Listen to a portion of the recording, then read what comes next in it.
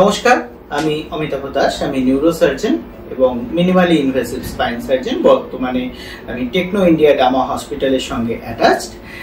আজকে আমাদের সঙ্গে রয়েছে রাকেশ পান্ডে। তো মিস্টার পান্ডে বেসিক্যালি একজন বাই প্রফেশন ড্রাইভার এবং একজন হেলথ কনসিয়াস মানুষ, যিনি দৌড়তে ভালোবাসেন।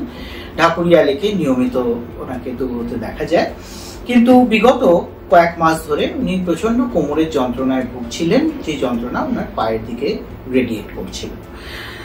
তো আসুন রাকেশের কাছ থেকেই আমরা আগে শুনে নিই যে ওর কষ্টটা কি ছিল, তারপরে আমরা ওর চিকিৎসার ব্যাপারে কথা বলবো। রাকেশ, আপনার কি অসুবিধা ছিল সেই সময়? আপনি হিন্দিতেই বলুন।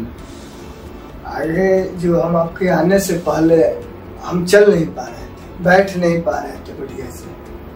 उसके बाद में ना हम नीचे में भी हम बैठ नहीं पा रहे थे।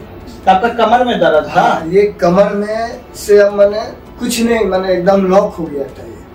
ना हम पैर से भी, पैर और कमर दोनों लॉक हो गया था। আচ্ছা, তো আমরা এমআরআই এ যেটা দেখতে পাই, যেটা আপনারা দেখছেন, যে ওর একটা বড় স্লিপ ডিস্ক সেই সময় ধরা পড়ে এবং এটার সার্জারি প্রয়োজন হয়, কারণ এই স্লিপ ডিস্কটা নার্ভে চাপ দিয়েছিল। মিনিমালি ইনভেসিভ স্পাইন সার্জন হিসেবে এটাকে আমরা টিউবুলার ডিস্কেক্টমি করি এবং টিউব ডিস্কেক্টমি করার উইদিন আওয়ার্স রাকেশকে আমরা হাঁটাচলা শুরু করিয়ে দিই। 6 ঘন্টার মধ্যে রাকেশ হাঁটাচলা শুরু করে। রাকেশ, আপনি কতক্ষণের মধ্যে আপনার ব্যথা সম্পূর্ণরূপে চলে যায় অপারেশনের পরে? 10 घंटा के बाद में हमारा पूरा दर्द खत्म हो गया। কত দিনের মধ্যে আপনার ছুটি হয় হসপিটাল থেকে? उसके आज ऑपरेशन हुआ, कल हमारा छुट्टी हो गया। 24 ঘন্টা।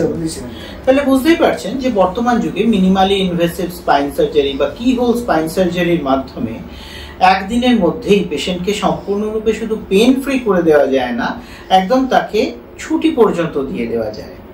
আর আপনি যদি আরো বলেন আমাদের ভিউয়ারদের যে আপনি কতদিনে আবার আপনার অ্যাক্টিভ লাইফে ফিরে গেছেন, হাঁটা চলা দৌড়ানো কবে থেকে শুরু করলেন? 10 दिन में हम दौड़ने लगे थे।